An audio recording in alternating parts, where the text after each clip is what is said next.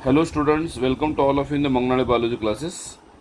Student, हम लोग अभी जो पॉइंट डिस्कस करने जा रहे हैं वो है molecular basis of inheritance chapter से रिलेटेड या फिर बायोमोलिकुलर चैप्टर से रिलेटेड ये क्वेश्चन है।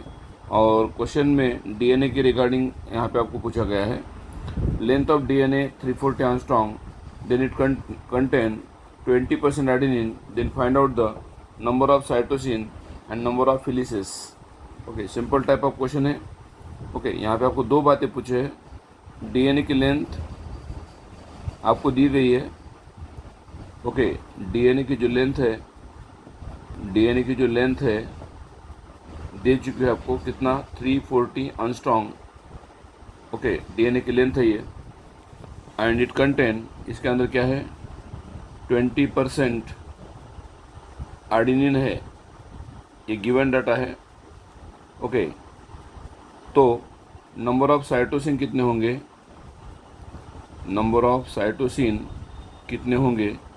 और नंबर ऑफ हेलिसेस कितने होंगे हम निकालेंगे। तो पहले हम देखते हैं साइटोसिन कितने होंगे।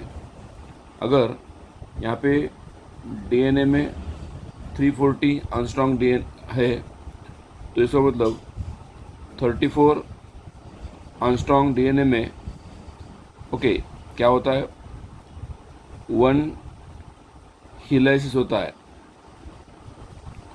ये एनसीईआरटी के अंदर गिवन वैल्यू है। 34 एंगस्ट्रॉम अगर लेंथ है तो उसके अंदर 1 हेलाइसिस होता है। और 34 एंगस्ट्रॉम अगर डीएनए है और ये 1 हेलाइसिस है तो 1 हेलाइसिस के अंदर 10 बेस पेयर होते हैं। मतलब 20 जो होते हैं नाइट्रोजन बेस होते हैं। तो हम अगर देखेंगे 34 के लिए 10 नाइट्रोजन बेस है, 34 एंगस्ट्रॉम के लिए 10 नाइट्रोजन बेस है, तो फिर 340 एंगस्ट्रॉम के लिए कितना होगा। 340 एंगस्ट्रॉम के लिए 340 एंगस्ट्रॉम के लिए कितने नाइट्रोजन बेस होंगे। So no doubt, multiply into 10 किया हमने तो फिर होगा 200 नाइट्रोजन बेस। अब इस 200 नाइट्रोजन बेस में से उन्होंने दिया है 20%, क्या दिया है, 20% आर्डिनाइन दिया है। आर्डिनाइन कितना दिया है, 20%। अगर आर्डिनाइन 20% है मतलब 200 का 20% कितना हो गया, फिर 200 का 20% होता है 40 नाइट्रोजन बेस। 40 नाइट्रोजन बेस किसके है, आर्डिनिन के है। और जितने आर्डिनिन के होते हैं उतने ही किसके होते हैं। ओके, आर्डिनिन और थाइमिन का पेयरिंग होता है ना, तो जितने आर्डिनिन होते हैं उतने ही थाइमिन होते हैं। तो अगर आर्डिनिन 20% है तो फिर थाइमिन भी 20% होंगे, मतलब 40 नाइट्रोजन बेस है।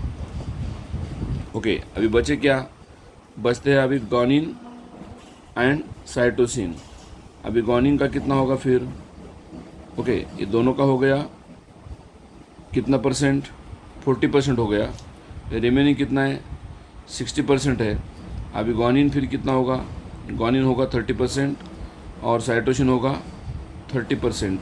और मैंने आपको बोला अगर 20% में 40 नाइट्रोजन बेस है 200 में से, फिर 200 में से 30% का कितना नाइट्रोजन बेस होगा, 200 में से 30% कितना होगा, दैट इज़ 60 नाइट्रोजन बेस हो गए इसके गॉनिन के। और सेम 60 नाइट्रोजन बेस हो गए किसके, साइटोसिन के। तो हमारा पहला जो आंसर है कि कितने साइटोसिन होंगे, तो साइटोसिन की जो संख्या है वो होगी, नंबर ऑफ साइटोसिन की जो संख्या है वो होगी 60। तो हमारा पहला जो आंसर है वो आ चुका है। फर्स्ट आंसर जो है नंबर ऑफ साइटोसिन का जो है सॉल्यूशन आपको आ चुका है। अभी हम देखते हैं नंबर ऑफ हेलिसेस कितने हो गए। नंबर ऑफ हेलिसेस मैंने ऑलरेडी आपको बताया था पहले। ओके, क्या बोला था, नंबर ऑफ हेलिसेस 34 एंगस्ट्रॉम के लिए 1 हेलाइसिस है, तो फिर 340 के लिए कितना। ओके, तो